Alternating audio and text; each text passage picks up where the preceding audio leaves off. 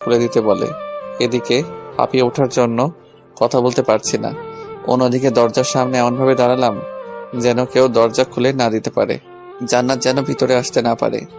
আমি যতটুকু অপরিচিতাকে বুঝতে পেরেছি, এখানে আসলে জান্নাত না জানি কি করে বসবে। আপু দরজা খোলেন। আমাকে কয়েকবার বলার পর যখন দরজা খুলে দিচ্ছি না, তখন আপু নিজেই উঠে আসে। তুই সত্য দরজা খুলে দিতে বলছি খুলে দিচ্ছিস না, আবার কোনো কথাও বলছিস না। সর। আমি তো দরজা না খুলে দেওয়ার জন্য দাঁড়িয়ে আছি।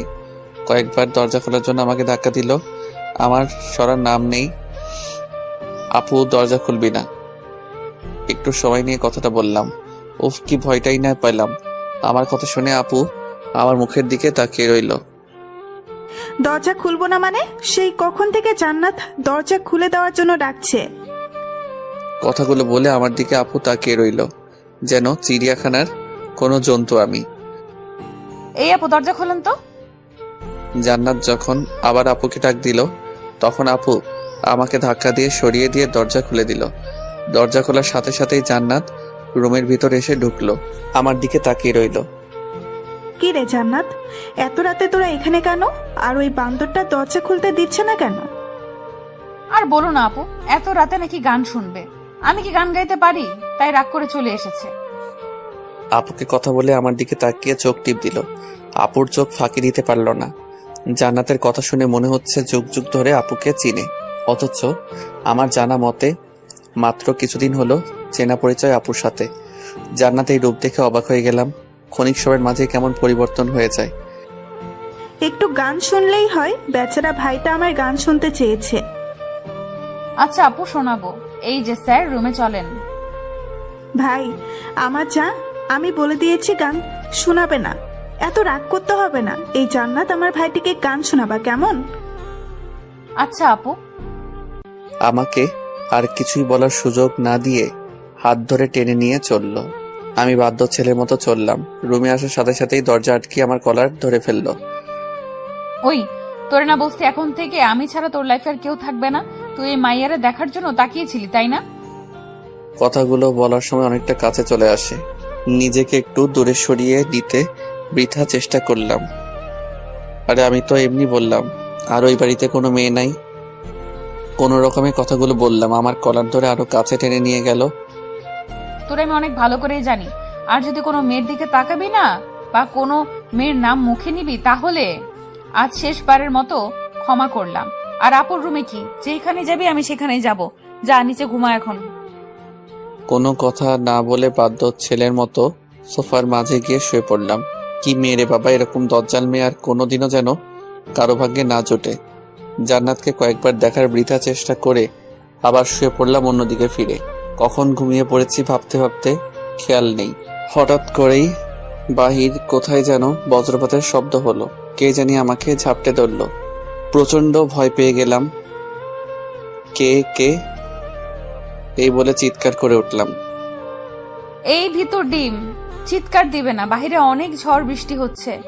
আমার অনেক ভয় করে একা ঘুমাতে। ঝড় বৃষ্টির মাঝে অনেকক্ষণ ধরে বসে আছি, এত ডাক দিলাম মরার মতো ঘুমাচ্ছে। কে কে? ও জান্নাত। কেন গলার আওয়াজ শুনে চিনতে পারো না? অন্য কেউ ভেবেছিলে আসবে? আমি ভিতর ডিম হলে আপনি কি? নিজে ভয় পেয়ে আবার অন্যজনকে বলে ভিতর ডিম। কথা কম বলে কি উপরে যাবেন আমার সাথে ঘুমাতে, নাকি এইখানে আমিও ঘুমাবো? অনেক ভয় হচ্ছে। জান্নাতের কথা শুনে প্রচন্ড হাসি পাচ্ছিল। কোনো রকমে হাসি আটকিয়ে রাখলাম। চলেন। জান্নাতকে নিয়ে উপরে এসে শুলাম, তবে মাঝখানে অনেকটা দূরত্ব রেখে চুপ করে শুয়ে থাকলাম। ইচ্ছে হচ্ছিল আমার জান্নাতকে বুকের মাঝে নিয়ে ঘুমাতে, তবে সেই সাহসটুকু নেই। তাই অন্যদিকে ফিরে শুয়ে আছি। অনেক রাত হয়ে গেলেও চোখে ঘুম নেই। ঘুমটুকু যেন হারিয়ে গেল। অনেক ভাবনারা যেন মাথায় এসে হাজির হলো। আমি কি দেখতে এতটাই বাজে যে আমার দিকে ফিরে ঘুমানো যায় না? আমার একটু জড়িয়ে ধরা যায় না? জান্নাতের কথা শুনে চমকে উঠলাম। মেয়েটি এখনো ঘুমায়নি। জান্নাতের দিকে ফিরে তাকালাম। না মানে কি? বললাম যে ঝড় বৃষ্টির মাঝে ভয় হয়, একটু জড়িয়ে ধরলে কি হয়? ভিতর ডিম একটা। কথাগুলো বলে নিজে এসে আমাকে জড়িয়ে ধরলো। কিছুটা অবাক হলাম। আমিও জান্নাতকে বুকের মাঝে জড়িয়ে ধরলাম। মনের ইচ্ছাটা না চাইতেই পূরণ হয়ে গেল। জান্নাতকে বুকের মাঝে নিয়ে ঘুমিয়ে পড়লাম। সকালবেলায় জান্নাতের ডাকে ঘুম ভাঙলো। জান্নাতের দিকে তাকিয়ে আছি, অনেক সুন্দর দেখাচ্ছে জান্নাতকে, যেন এক রহস্যময়ী। এই যে কয়টা বাজে সেই খেয়াল আছে? জান্নাতের কথা শুনে ধ্যান ভাঙলো আমার। জান্নাতের কথা না শুনে হাত বাড়িয়ে ধরতে যাব। খবরদার, একদম টাচ করবে না। ফ্রেশ হয়ে খাবার টেবিলে যান। কয়েক পা পিছিয়ে আমাকে কথাগুলো বলে রুম থেকে বেরিয়ে গেল। আমাকে আর কোনো কথা বলার সুযোগ দিল না। জান্নাতের কথা ভাবতে ভাবতে আবার কখন ঘুমিয়ে পড়লাম জানি না। হঠাৎ করে চিৎকার শুনে ঘুম ভেঙে গেল। চোখ খুলে তাকিয়ে দেখি ছোট মামুনি দাঁড়িয়ে আছে। মামুনির পাশেই জান্নাত দাঁড়িয়ে আছে। দেখে মনে হচ্ছে রেগে আছে। মামা, তুমি এখনো শুয়ে আছো কেন? উঠো তাড়াতাড়ি। এই তো উঠছি। কে বললো শুয়ে আছি? থেকে আনতে এখনো শুয়ে থেকে বললো উঠে পড়েছে। জান্নাত মামুনির হাত ধরে চলে যেতে লাগলো আর বলল, তবে আমার কি কারো কি জানার দরকার যে কারোর জন্য এখনো না খেয়ে আছি? জান্নাতের কথা শুনে বুঝতে পারলাম এখন রাগ করে আছে, আমার জন্য না খেয়ে আছে।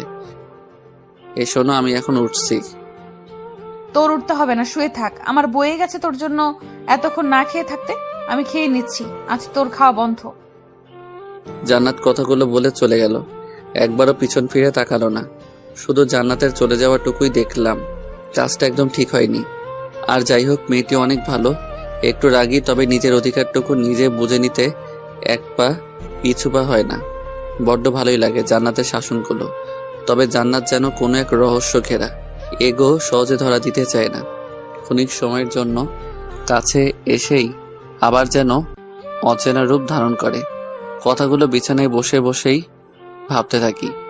গতকাল মেয়েটির অন্য রূপ, আর আজ সকালে অন্য রূপ, তবে অভিমানের রূপ। ভাবতেই আনমনে হেসে উঠলাম। কিরে, এখনো বসে আছিস? তোর জন্য জান্নাত না খেয়ে বসে আছে।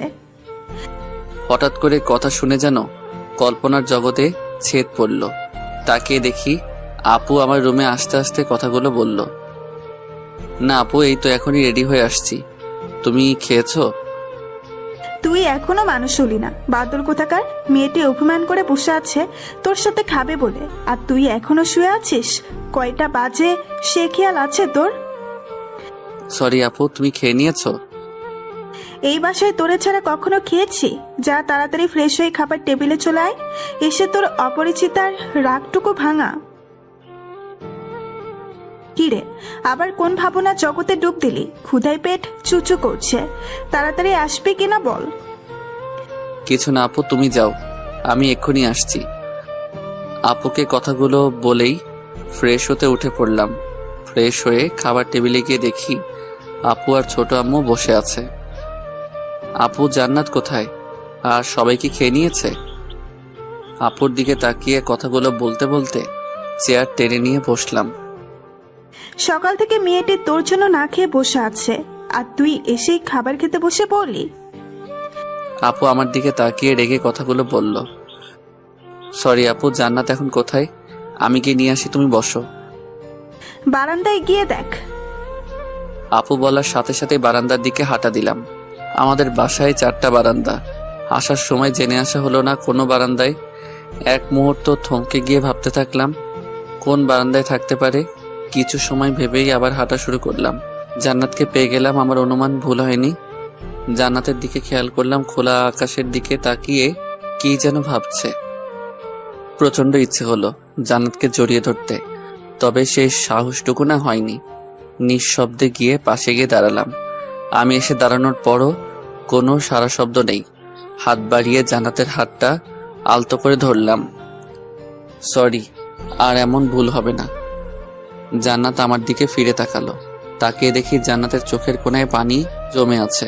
হঠাৎ জান্নাতের চোখে পানি দেখে ভয় পেয়ে গেলাম। জান্নাতের চোখে পানি কেন? মনের মাঝে হাজারো প্রশ্নের উকি দিচ্ছে।